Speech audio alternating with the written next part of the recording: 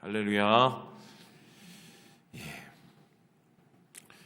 요즘 신앙을 한번 생각을 해보면 예전 같지 않다 이런 얘기를 많이 합니다.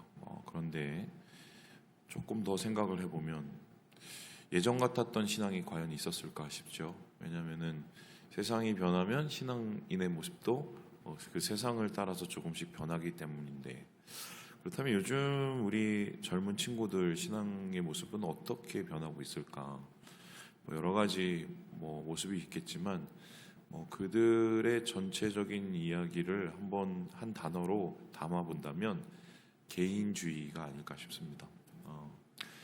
예전에는 저 집안에 밥그릇이 몇 개, 국그릇이 몇 개, 숟가락이 몇 개, 이거 진짜 다 알던 시절도 있었습니다.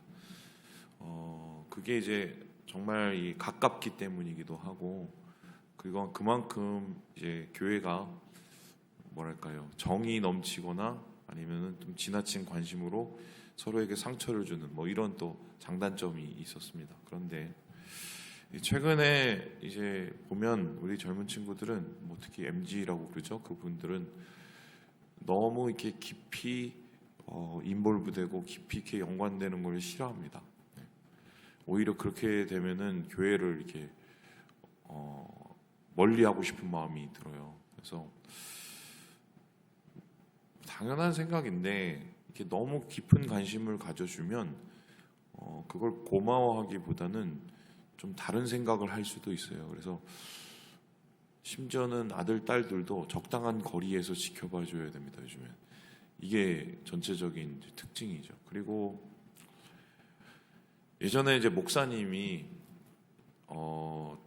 뭐랄까요, 일종의 선생님인 거죠. 그래서 성도들과 함께 얘기를 하거나 또 어떤 부분에서 이렇게 충고를 해줄 때 사랑하는 마음으로 이건 이렇고 저건 저렇고 이러면서 이제 좀 이렇게 개입하는 경우가 있었죠.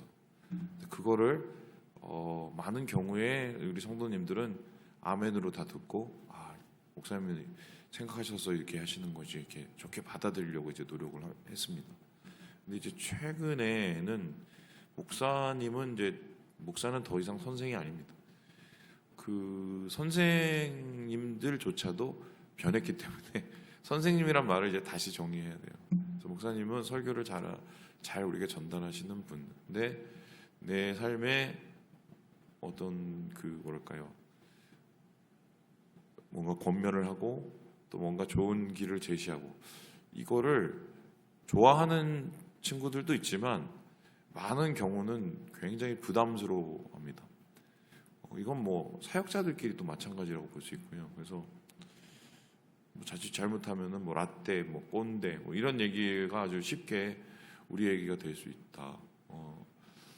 지난 토요일 날에 우리 같이 모여서 세미나 했잖아요. 재직 세미나 때. 그때 무슨 체크해갖고 자기 성향 알아봤을 때 저는 꼰대라고 그러던데. 그래서 항상 조심하고 있습니다. 제가 젊은 친구들한테 상처를 주지 않도록. 그런데 이제 좀 너무 심할 때가 있어요. 심할 때가. 그래서 제가 얘기를 하죠. 좀 너무 개인주의적으로 한 게 난 그렇게 썩 좋아 보진 않을 때가 있다고. 너무 그러는 건 아닌 것 같다고. 그건 좀 성경에서 말하는 교회의 모습하고는 좀 동떨어지지 않냐. 다 따로따로 하고 있으면. 그랬더니 옛날에 한 친구가 저한테 그런 얘기를 하더만요. 저희 교회 아니에요. 목사님, 신앙은 어차피 1대1 아니에요. 하나님하고 1대1 아니에요. 그 얘기를 하는 겁니다. 이게 맞는 얘기예요? 틀린 얘기예요? 하나님하고 1대1은 맞는 얘기죠.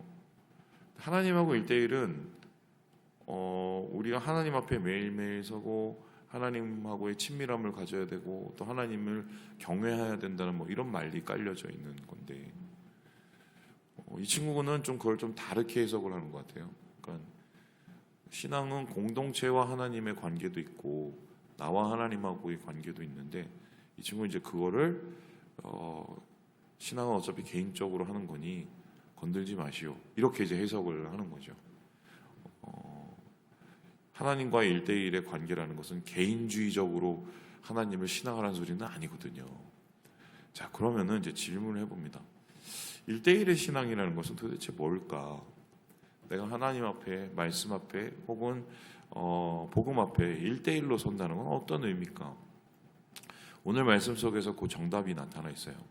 오늘 이 이야기는 이제 예수님께서 얘기하는 무리를 모으시고 천국 복음을 설명하는 가운데 특별히 우리의 신앙생활의 전반적인 자세와 태도를 이야기하고 있는데 여기에야말로 정말 1대1의 신앙에 대한 이야기를 하고 있습니다. 그런데 1대1에 대한 신앙을 오늘 말씀 속에서 두 가지로 정리를 할 수가 있거든요. 우리 함께 39절의 말씀을 같이 한번 읽어보도록 하겠습니다. 시작. 또 비유로 말씀하시되 맹인이 맹인을 인도할 수 있느냐? 둘이 다 구덩이에 빠지지 아니하겠느냐? 이게 무슨 소리냐면 맹인이 맹인을 인도할 수가 없지요? 예, 그럴 수가 없습니다. 자기도 안 보이는데 남이 안 보이는 걸 어떻게 인도를 합니까? 그런데 보면 맹인이 맹인을 인도하는 거죠. 예수님께서 보실 땐 그 소리 뭐냐 이런 겁니다. 어떤 말씀이 있어요. 그래서 내 이웃을 내 몸과 같이 사랑하라. 그래, 내 이웃을 내 몸과 같이 사랑해야지. 그런데 어떤 옆에 사람을 딱 봅니다. 옆에 형제 자매를 봅니다. 쟤는 왜 내 이웃을 내 몸과 같이 사랑을 못하는 거야?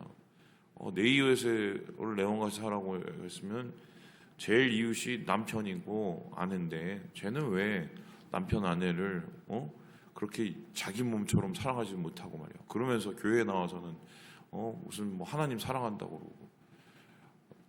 그러고 어떤 말씀을 보면 그 모든 말씀의 대상이 자기를 제외한 나머지 모든 사람이 되는 경우가 많이 있죠.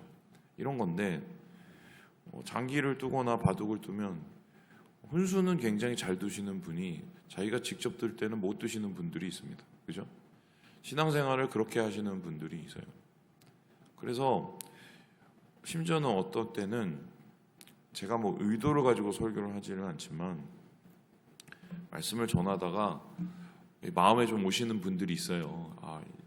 이분이 이런 얘기를 좀 잘 받아들였으면 좋겠다. 하나님 마음을 이제 그러고 나서 나중에 이제 좀 피드백을 좀 받아보면 목사님 오늘 말씀이 너무 좋았다고 그래서 그래요? 그래서 왜요? 그랬더니 그게 꼭 우리 남편한테 하는 얘기라고 그렇게 받아들이는 경우가 상당히 많습니다.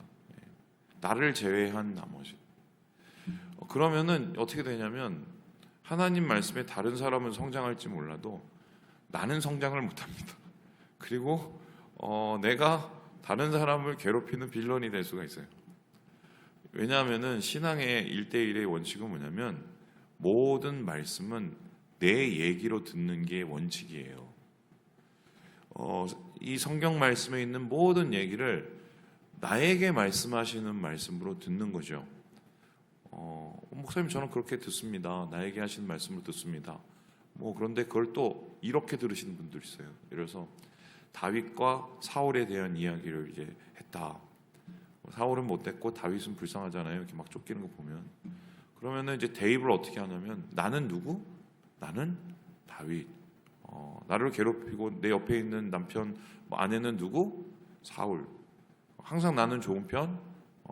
내 주위에 있는 사람은 항상 나쁜 편. 그렇게 하면 안 돼요. 성경 말씀은 내 얘기로 들어야 돼요. 그럼 내 얘기 듣는다고 뭡니까?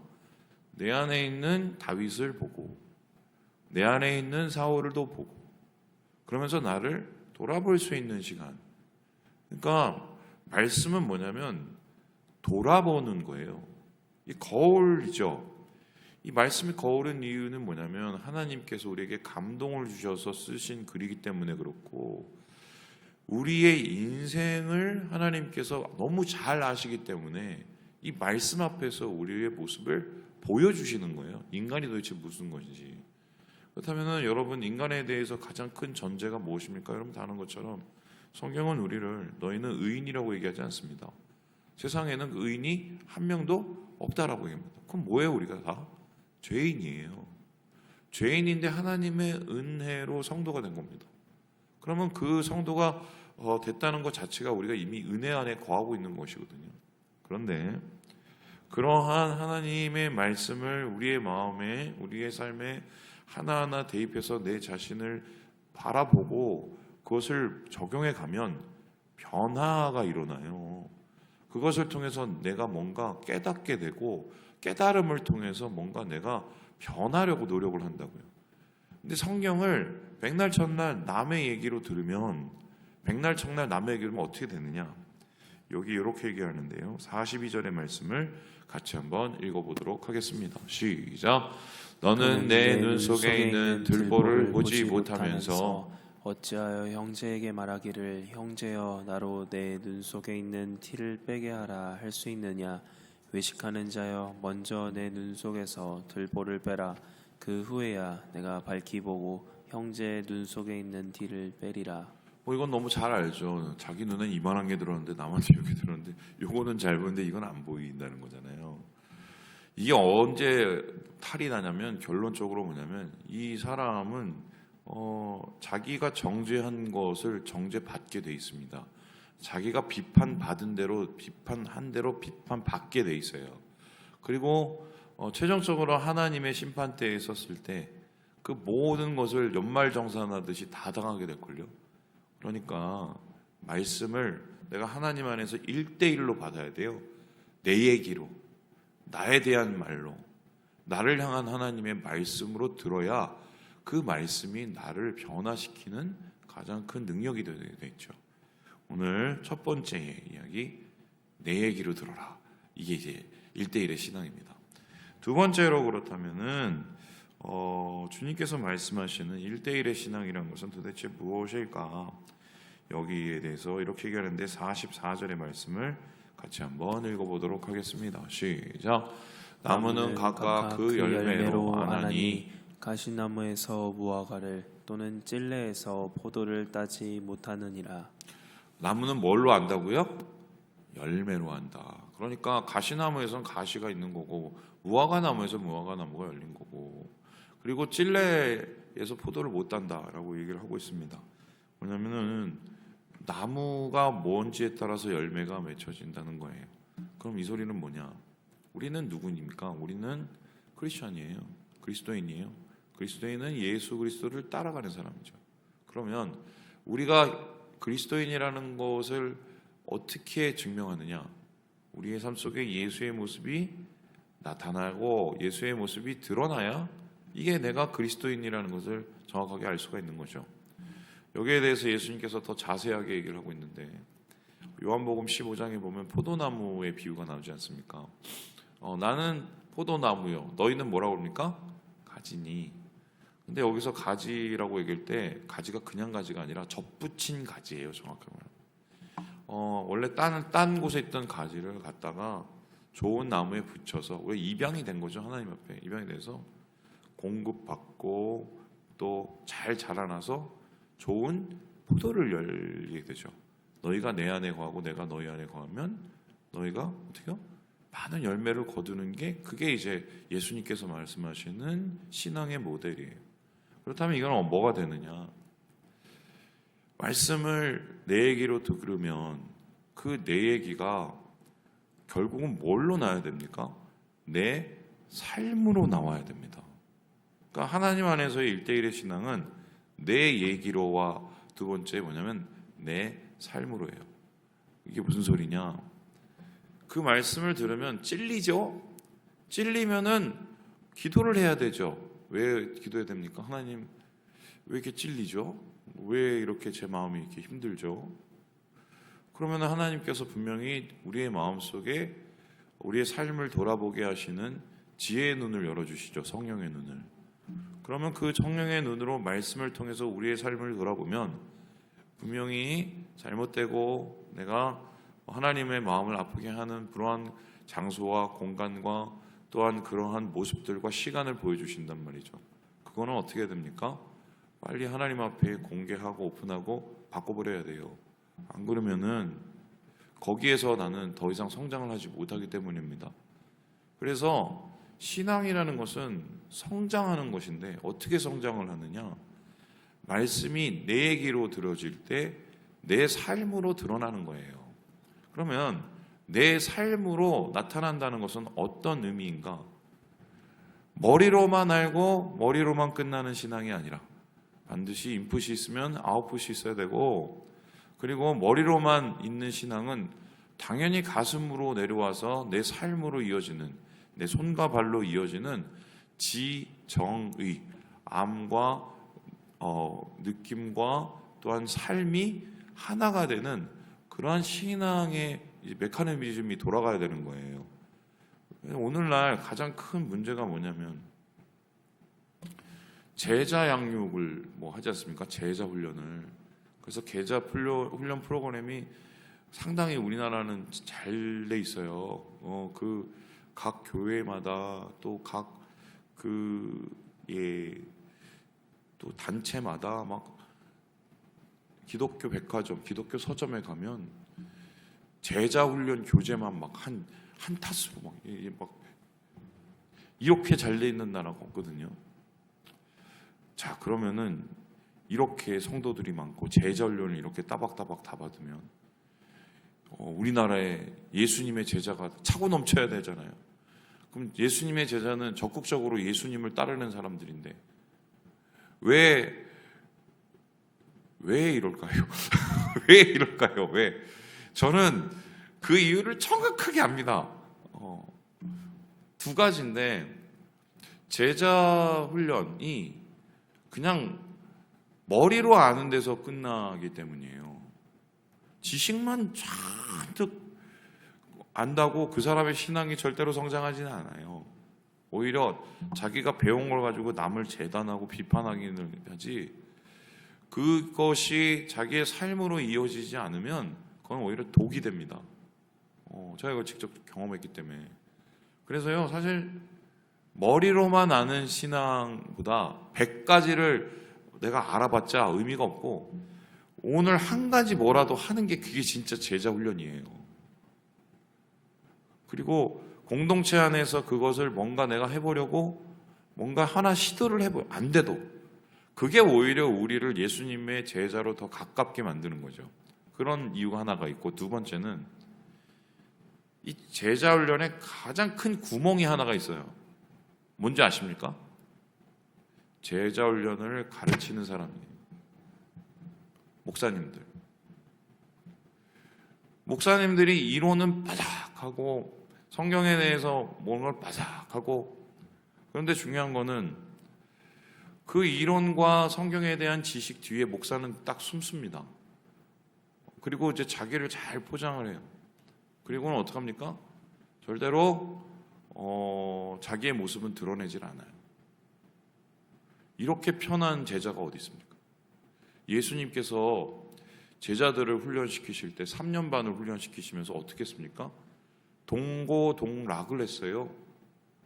같이 고생하고 같이 자고 같이 먹고, 예수님 스스로도 그들과 함께 하면서 그들에게 자신의 모습을 오픈하고 자신이 복음적으로 어떻게 하나님의 말씀을 고민하고 그 말씀을 이루려고 사는지를 보여주셨단 말이에요. 그게 진짜 제자훈련이거든요, 사실은.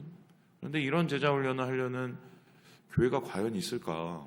사실 이게 시간적으로나 상황적으로 불가능한 상황이에요. 그래 놓니 어떤 일이 있느냐, 이거 진짜 제가 어제도 누구를 만났는데 똑같은 얘기를 들었는데, 우리나라 그 대형 교회 목사님들 중에 책을 엄청 많이 쓰신 분이 있어요.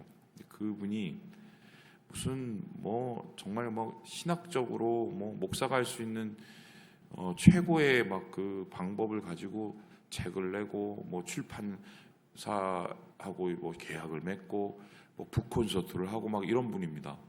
그래서 자기가 낸 책에 따르면 이분은 그냥 성자가 돼야 돼요, 성자가.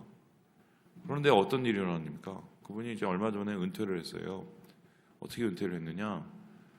여자 문제 때문에 조용히 사라지셨어요. 그런데 그게 거기서 끝난 게 아니더만요. 사실 그 전에도 그런 기미들이 너무 많았는데 이런 거예요. 신방을 이제 잘 안 하시는데, 신방을 간혹 하게 되면 호텔에서 자기가 지정하는 음식이 아니면 안 드신대요. 심지어는 그 가정에서 그 뭐 권사님들이 목사님 대접하려고 준비해서 아름답게 차리신 그런 그 음식을 입에도 안 대셨답니다. 예, 어떤 이유인지는 잘 모르겠으나 그래서 워낙 뭐 건강을 생각하셔서 그런지 모르겠지만 예, 제가 그 얘기를 듣고 이미 이제 그분은 그렇게 될 줄 알았다고 얘기를 하는 걸 듣고 다시 한번 느꼈죠. 100가지 말보다 한 가지 행동이 그게 우리를 그리스도인으로 만드는 거예요. 사실은. 예. 그래서 저는 그렇게 생각하는데 목사들도 완벽하지 않아요. 목사는 완벽한 사람이 없어요. 그게 사람인데요. 그리고 목사들은 오히려 세상에서 그 회사 생활 별로 안 해봐갖고 여러분의 고통을 잘 몰라요. 솔직히 까놓고 얘기하면. 치열하게 살아보신 분들이 목사님 중에서 얼마나 될까요? 교회에서 열심히 사시하고 하지만 그러니까 목사님들도 성도님들과 함께 부딪히면서 성장해 나가는 거예요, 사실은. 그리고 목사들이 성장한 만큼 또 그만큼의 설교가 또 확장이 되는 거예요, 폭이. 사실 저는 그렇게 해야 된다고 배웠고, 우리 미국에 계신 목사님 통해서 배웠고, 또 그렇게 저는 이제 이때까지 사역을 하려고 노력을 했는데, 한국 교회는 특히 보면 말뿐인 경우가 많더라. 근데 그거를 목사님만 그러겠습니까? 목사가 그러니 장로도 그러고, 장로가 그러니 권사도 그러고, 권사가 그러니 집사도 그러는 거예요. 죄송해요. 예. 저는 그래서 좀 고민을 좀 심각하게 이제는 할 때다. 진짜 예수 그리스도의 제자가 뭔지, 내 얘기로, 내 삶으로. 그러지 않으면 희망이 없어요. 한국교회는. 나부터 시작해서. 그래서 예수님께서는 이 이야기를 결국 뭐라고 얘기하고 있냐면요. 우리 함께 우리 48절 읽고 마무리해 보도록 하겠습니다. 시작. 집을 질 때 깊이 파고 주초를 반석 위에 놓은 사람과 같으니 큰 물이 나서 탕류가 그 집에 부딪히되 잘 지었기 때문에 능히 요동하지 못하게 하였거니와. 이렇게 자기 얘기로 그리고 자기 삶으로 1대1의 신앙으로 살아가는 그 모습을 뭐냐면 집 짓는 거라고 얘기하는데 주초를 깊이 판다고 얘기합니다. 저는 이거 잘 몰랐어요. 근데 이스라엘 가서 알았어요. 옛날에 이스라엘에서 집을 어떻게 짓느냐, 기초공사를 돌 위에다가 그걸 쪼개갖고 그게 기둥을 이렇게 파고 얼마 시간이 걸린 줄 아세요? 그 돌 위에다가 기둥을 세워놓고 그 귀에 집을 세운 거예요. 이게 바위를 깨는 노력이 있어야 된다니까요. 그래야 집이 견고해지게 세우는데 지금 우리는 49절에 말한 것처럼 그냥 모래 위에 대충 짓고 너무 쉽게 신앙의 모습이라고 자처하는 것은 아닌가 말씀 마칩니다. 주님 안에서 우리 1대1의 신앙 잘 지켜가면서 내 얘기로 내 삶으로 주의 뜻을 이루어 가신 오늘 하루 되시길 주님의 이름으로 축원합니다.